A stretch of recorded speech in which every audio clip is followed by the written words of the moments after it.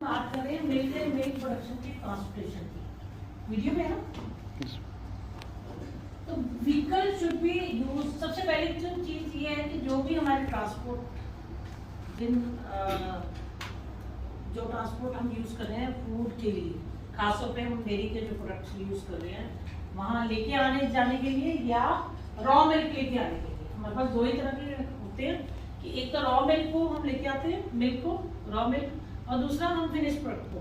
सबसे पहले तो इंसुलेटेड होना चाहिए, वेल इंसुलेटेड होना चाहिए और थर्मोस्टेटिकली हम इसको टेम्परेचर को कंट्रोल कर सकें। और दूसरी चीज जो सबसे प्राइम इशू है वो ये है कि ये FSSAI अप्रूव्ड होने चाहिए। FSSAI इनका होना चाहिए। आप अगर आपके अपने ट्रांसपोर्ट है, अपने टैंकर्स हैं, उसको लाइसेंस के अंदर इंडल्ज करना चाहिए। वो तो बिल्कुल आपका होगा इंडल्ज, ठीक है। तो और अगर बाहर से अगर आप हायर करते हो तो उसके उनके पास भी वो FSSAI प्रमाणित होने चाहिए। अगर ये हमारी जो वैन्स है, चाहे डिस्ट्रीब्यूशन के लिए है, चाहे सिर्फ ट्रांसपोर्ट कर रही है, गोडाउन के लिए जा रही है एक जगह से दूसरी जगह, हमारी ये फैक्ट्री है और गोडाउन कहीं और है। कई बार ऐसे भी होता है कि हमने अपने छोटे छोटे गोडाउन लिए होते हैं। एक तो गोडाउन भी वो हमारे FSSAI अप्रूव्ड होने चाहिए। डिस्ट्रीब्यूशन की एक्टिविटी के अंदर हम क्या कहते हैं कि जिन लोगों को भी हम डिस्ट्रीब्यूट कर रहे हैं, जो भी हमारे डिस्ट्रीब्यूटर और डीलर कोई भी लोग हैं, तो उनके पास FSSAI नंबर होना जरूरी है। और जैसे हमारी गुड्स, जैसे मैंने आपको कहा कि हमारी 3 कैटेगरी है, कोल्डेस्ट, पहले फ्रोजन, फिर कोल्डेस्ट और एम्बिएंट, ठीक है। तो हमारा कोल्ड चेन आती है, हमारी जो चेन है वो है कोल्ड चेन, क्योंकि हमने 5 डिग्री से नीचे इसको रखना है। जब भी हमने अपने प्रोडक्ट्स को लेके जाना है, तो जब ट्रैवल करवाना है तो वो हमारी 5 डिग्री तक टेम्परेचर होना चाहिए, इससे ऊपर नहीं होना चाहिए। अदरवाइज उनकी शेल्फ लाइफ के ऊपर इफेक्ट हो सकता है। तो और अगर कोई हमारी फ्रोजन की एक्टिविटी है, जैसे आइसक्रीम है, तो वो तो बिल्कुल उसका जो टेम्परेचर -18 डिग्री होना चाहिए, क्योंकि हमारे 2 पार्ट है, एक तो मिल्क एंड मिल्क की प्रोडक्ट है, दूसरा हमारी आइसक्रीम है। तो आइसक्रीम -18 डिग्री, तो इसीलिए मैंने कहा कि या तो उसके चैम्बर बने होने चाहिए, ठीक है। आपके जो वैन्स है, जो जिन वैन्स में लेके जा रहे हैं जब डिस्ट्रीब्यूशन के लिए, तो वो उसकी चैम्बर बने होने चाहिए। तो चैम्बर में क्या है कि उसका टेम्परेचर -18 डिग्री होना चाहिए। और वो आगे वो जैसे आप दूध दे आते हो बाहर, उस पर रखाते हो डीलर के बाहर, वो वैसा नहीं सिस्टम होना चाहिए। वहां पे डायरेक्ट वो फ्रीज सीधा आपके फ्रिज के अंदर एक्टिविटी जानी चाहिए, ठीक है। क्योंकि फ्रिज के अंदर जब एक्टिविटी जाएगी, अदरवाइज वो थ्रोइंग वाला कॉन्सेप्ट हो जाएगा, और आइसक्रीम के अंदर थ्रोइंग वाला कॉन्सेप्ट नहीं चलता, ठीक है। और उतनी ही अच्छी हमारी सेल्फ लाइफ रहेगी।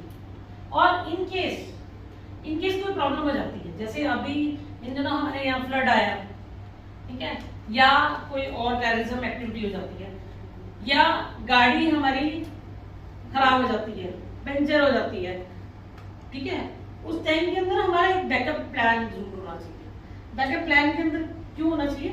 ताकि अगर पीछे से कोई प्रॉब्लम है, वहां टेम्परेचर, गाड़ी खराब होगी तो हमारा टोटल थर्मोस्टेटिक भी खराब होगा, तो इमीडिएटली दूसरा व्हीकल भेज के हमें अपना एक इमरजेंसी जो हमारी टीम है वो डिसाइड कर सके कि तुरंत के तुरंत हमने कौन सी गाड़ी भेजनी है, ताकि सारा मटेरियल शिफ्ट हो सके और उसकी लाइफ के ऊपर कोई प्रॉब्लम ना हो, सेल्फ लाइफ के ऊपर कोई किसी भी तरह की प्रॉब्लम ना हो, ठीक है। और वो जो लिखा हुआ है उसके लेवल के ऊपर जो टेम्परेचर लिखा हुआ है, वो टेम्परेचर हमारा ड्यूरिंग ट्रांसपोर्टेशन में मेंटेन रहना चाहिए।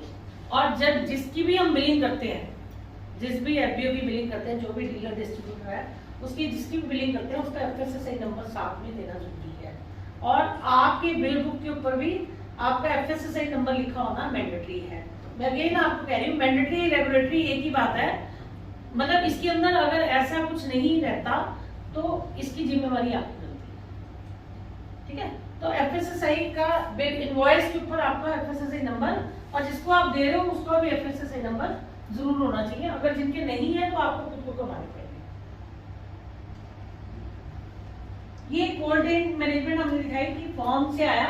फॉर्म हमारा क्या है, फार्म हो गए हमारे वेटरी वाले फॉर्म्स हो गए, ठीक है, जहां से दूध गाय भैंस का दूध लेके आते हैं, चिलिंग स्टोर से लेके आते हैं, वो इंसुलेटेड वैन है, ठीक है, प्री कूलिंग सेंटर के ऊपर जाता है फॉर्म से सीधा, ठीक है, फिर रेफ्रिजरेटर ट्रांसपोर्टेड के ऊपर जाता है, और ये देखो ये पूरा सर्कल है, कोल्ड स्टोरेज मतलब कोल्ड चेन है हमारी, और अल्टीमेटली ये सारा इंसुलेटेड होके हमारा सोल आउटलेट्स के ऊपर मटेरियल चला जाता है। इस चेन के अंदर कहीं एक बार भी कोई चूक हो गई, पूरे चेन के अंदर रॉ मटेरियल से लेके फिनिश्ड प्रोडक्ट तक और डिस्ट्रीब्यूशन चैनल तक, और डिस्ट्रीब्यूशन चैनल तक मतलब आपके डीलर डिस्ट्रीब्यूटर तक, अगर कहीं भी चेन में कहीं दिक्कत होगी, सपोज आपने एक डिस्ट्रीब्यूटर रखा और एक डिस्ट्रीब्यूटर के वहां पे आइटम आपने उतारी, आगे वो कैसे आगे किसी डीलर के यहाँ लेके जा रहा है, तो वो डीलर क्या कर रहा है, ठीक है, वो डीलर के पास जब लेके जा रहा है तो क्या वो इंसुलेटेड वैन है, ठीक है, तो वो भी इंसुलेटेड वैन, उनको भी आपने ये कहना कि इंसुलेटेड वैन उनके पास होना चाहिए, मतलब आपको डिस्ट्रीब्यूटर ही वो सिलेक्ट करना चाहिए जिसके पास इंसुलेटेड वैन है या फ्रीजर का प्रोविजन है, ठीक है, तो तभी वो आगे सप्लाई दे सकता है। तो ये कोल्ड चेन मैनेजमेंट टोटल आ जाती है। 402 लास्ट में लगाइए। अब स्टोरेज ऑफ रॉ मटेरियल, जैसे हमारे जितने भी रॉ मटेरियल होते हैं, हमारे कुछ एडिटिव्स हो गए, ठीक है, कुछ कलर्स हो गए, जैसे हम फ्लेवर्ड मिल्क बनाते हैं, आइसक्रीम बनाते हैं, हमारे फ्लव कलर हो गए, वो किस टाइप से हमने रखने हैं, वो पैलेट्स के ऊपर रखने हैं हमने। तो कोई भी चीज दीवार से सटा के और फर्श के ऊपर नहीं रखनी चाहिए, हमारी उसकी डिस्टेंस होना चाहिए, ठीक है, वॉल से भी और फ्लोर से भी हमारा डिस्टेंस होना अनिवार्य है।